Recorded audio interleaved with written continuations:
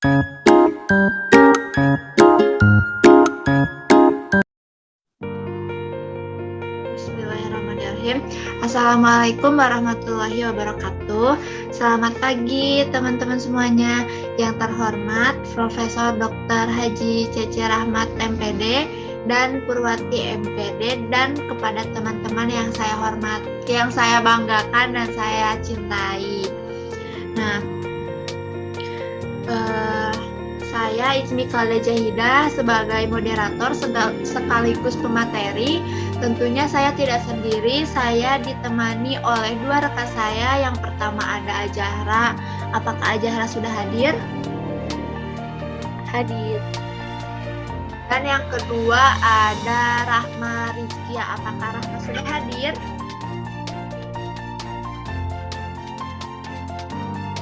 Halo Rahma. Hadir. Oke, udah hadir ya semuanya. Mungkin pematerian yang pertama akan disampaikan oleh Ajahra. Kepada Ajahra saya persilahkan. Baik, terima kasih moderator. Ini boleh next slide ya.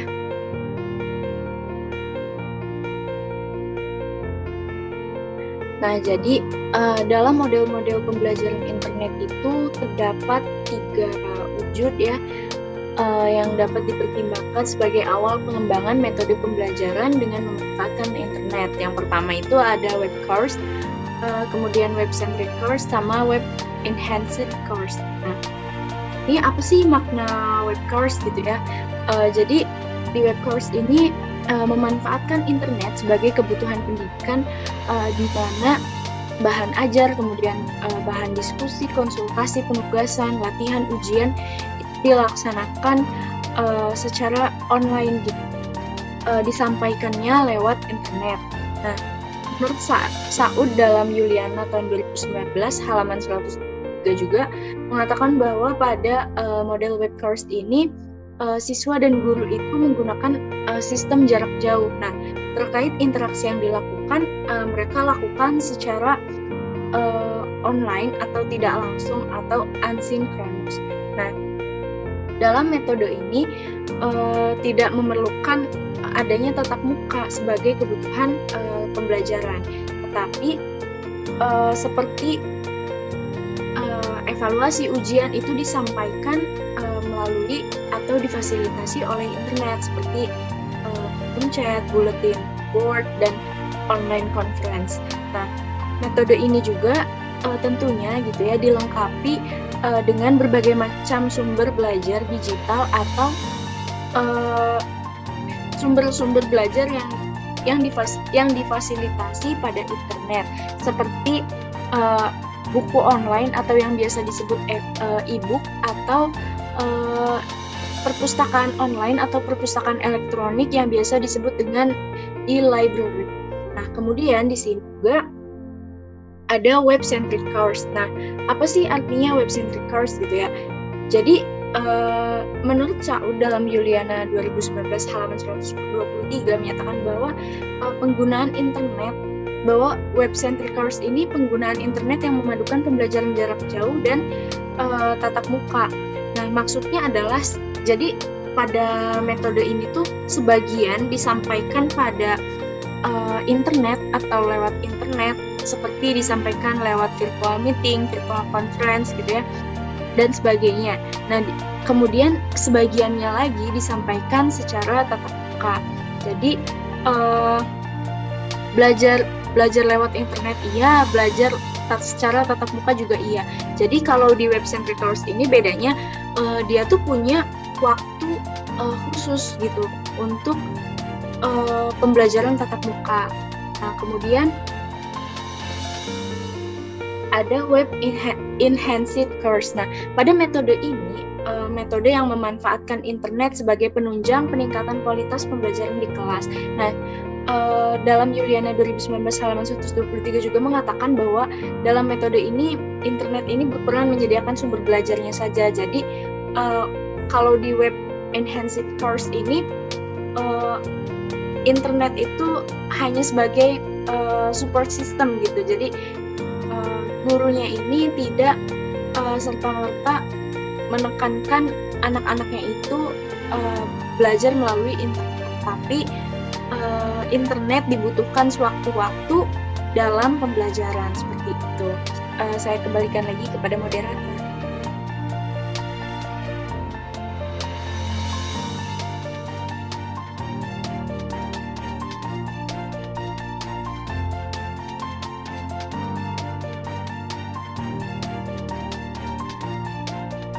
Oke, baik. Terima kasih, Zahra. Nah, yang selanjutnya ada pengembangan model pembelajaran melalui internet. Untuk mengembangkan sistem pembelajaran berbasis internet, perlu dilakukan penelitian atas seluruh unsur dan aspek sehingga dapat pegangan sebagai bahan pengambilan keputusan dalam pengembangan sistem pembelajaran berbasis internet. Selanjutnya, perlu juga dipertimbangkan serta penilaian atas beberapa hal yang tidak kalah penting, yaitu yang pertama ada keuntungan. Sistem pembelajaran internet akan memberikan keuntungan bagi institusi, staf pengajar, pengelola, dan terutama keuntungan yang akan diperoleh oleh siswa dalam meningkatkan kualitas apabila dibandingkan dengan penyelenggara pembelajaran tatap muka secara konvensional. Yang kedua ada biaya pengembangan infrastruktur serta pengadaan peralatan software. Yang ketiga ada biaya yang diperlukan untuk mengembangkan infrastruktur dan mengadakan peralatan serta software tidak sedikit. Perlu juga dipertimbangkan hal-hal seperti apakah akan membangun suatu jaringan secara penuh atau secara bertahap. Yang keempat ada biaya operasional dan perawatan. Suatu sistem akan berjalan stabil apabila dikelola secara baik.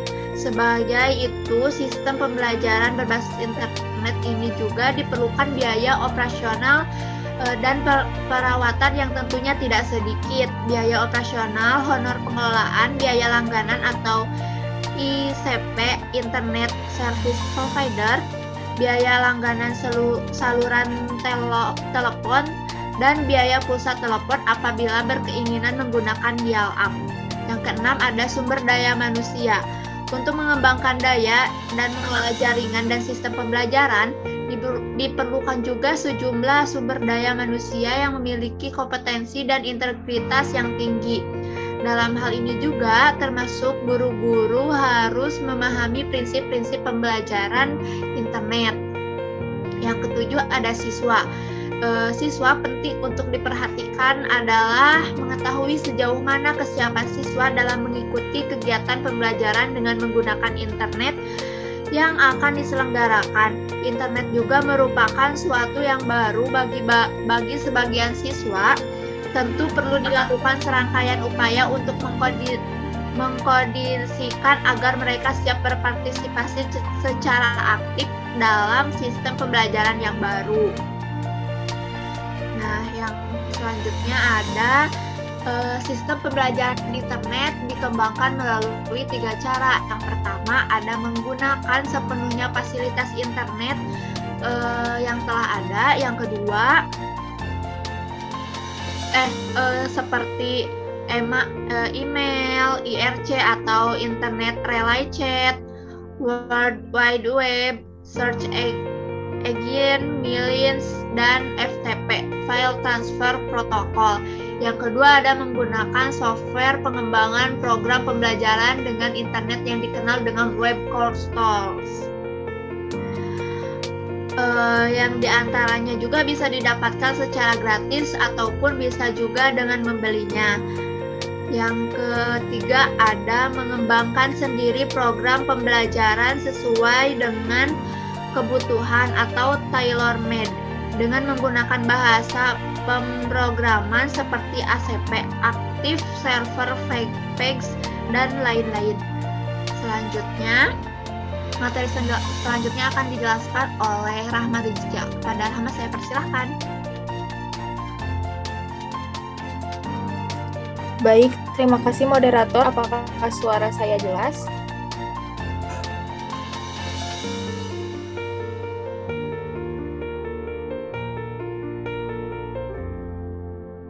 Jelas. Baik, pematerian selanjutnya yaitu adalah tentang mengaplikasikan pembelajaran melalui teknologi informasi. Di dalam proses pembelajaran, aplikasi e-learning dapat mencakup aspek perencanaan, implementasi, serta evaluasi. Perencanaan pembelajaran pada dasarnya merupakan suatu gambaran rencana atau skenario yang memproyeksikan mengenai beberapa kegiatan dan tindakan yang akan dilakukan pada saat berlangsungnya proses pembelajaran. Maka dari itu, aplikasi perencanaan pembelajaran yang berbasis e-learning pada dasarnya memuat rencana, perkiraan, serta gambaran umum kegiatan pembelajaran dengan memanfaatkan jaringan komputer, baik intranet maupun internet. Pada prinsipnya, dalam perencanaan pembelajaran terdapat 4 komponen utama, yaitu materi atau bahan ajar, kegiatan belajar mengajar, serta evaluasi. Penetapan bahan ajar yang akan berfungsi untuk memberi makna terhadap upaya pencapaian tujuan. Di dalam pembelajaran konvensional, bahan ajar untuk setiap mata pelajaran sudah tersedia di dalam buku paket dan secara tatap muka disampaikan oleh guru dengan menggunakan metode pembelajaran yang dipilihnya. Sedangkan bahan ajar untuk e-learning, selain para guru dapat memanfaatkan buku sumber yang tersedia, juga dapat secara langsung mengakses bahan ajar atau informasi pada beberapa halaman web yang telah dibuat sebelumnya. Dengan demikian, perolehan informasi pembelajaran akan bersifat lebih luas, mendalam, juga bervariasi. Kegiatan belajar mengajar yang tercakup dalam perencanaan pembelajaran pada intinya berisi mengenai deskripsi materi atau bahan ajar, metode pembelajaran, dan alat atau media pembelajaran. Sedangkan untuk kepentingan media pembelajaran berbasis e-learning, penentuan bahan ajar hanya memuat pokok-pokoknya saja. Sementara deskripsi lengkap dari pokok-pokok bahan ajar disediakan dalam halaman web yang bisa diakses oleh siswa. Evaluasi merupakan sebagai komponen terakhir dalam perencanaan pembelajaran, berfungsi guna mengukur sejauh mana tujuan pembelajaran telah tercapai dan tindakan apa yang harus dilakukan apabila tujuan tersebut belum tercapai.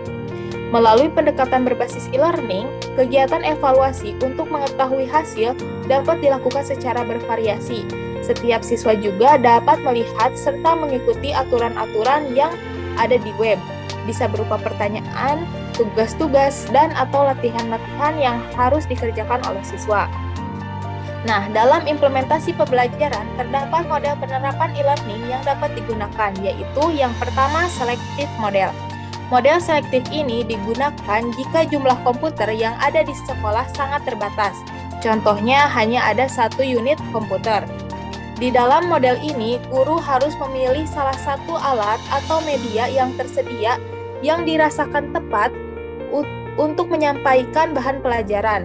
Jika guru menemukan bahan e-learning yang bermutu di internet, maka dengan terpaksa, guru hanya dapat menunjukkan bahan ajar tersebut kepada siswa sebagai bahan demonstrasi saja. Akan tetapi, jika terdapat lebih dari 1 komputer di sekolah atau kelas, maka siswa harus diberikan kesempatan untuk memperoleh pengalaman secara langsung. Yang kedua yaitu adalah sequential model. Model ini digunakan apabila jumlah komputer di sekolah atau kelas terbatas. Contohnya apabila hanya terdapat 2 atau 3 komputer saja. Para siswa dalam kelompok kecil secara bergantian menggunakan komputer untuk mencari sumber pelajaran yang diperlukan. Siswa juga menggunakan bahan e-learning sebagai bahan rujukan atau untuk mencari informasi baru. Yang ketiga yaitu adalah static station model. Model ini digunakan jika jumlah komputer di sekolah atau kelas terbatas, sebagaimana halnya dalam sequential model. Di dalam model ini, guru mempunyai beberapa sumber bahan ajar yang berbeda untuk mencapai tujuan pembelajaran yang ditetapkan. Kelompok siswa lainnya menggunakan sumber belajar yang lain untuk mencapai tujuan pembelajaran yang sama. Lalu yang selanjutnya yaitu adalah laboratory model. Model ini digunakan jika tersedia sejumlah komputer di sekolah atau laboratorium yang dilengkapi dengan jaringan internet, di mana siswa dapat menggunakannya secara leluasa, satu siswa satu komputer, sehingga bahan e-learning dapat digunakan oleh seluruh siswa sebagai bahan pembelajaran mandiri. Lalu yang selanjutnya yaitu adalah mobile phone. Pembelajaran berbasis e-learning dapat dilakukan dengan menggunakan media telepon seluler. Hal ini bisa dilakukan karena kemajuan teknologi telepon seluler yang pesat. Seseorang bisa mengakses materi pembelajaran, mengikuti pembelajaran melalui telepon seluler. Dan yang terakhir yaitu adalah CD-ROM atau flash disk. Media CD-ROM atau flash disk dapat menjadi pilihan apabila koneksi jaringan internet kurang stabil atau kurang memadai. Materi pembelajaran disimpan dalam media tersebut, kemudian dibuka pada suatu komputer. Pemanfaatan media CD-ROM atau flash disk merupakan suatu bentuk pembelajaran berbasis e-learning yang paling sederhana serta paling murah. Sekian dari saya kembalikan kepada moderator. Terima kasih.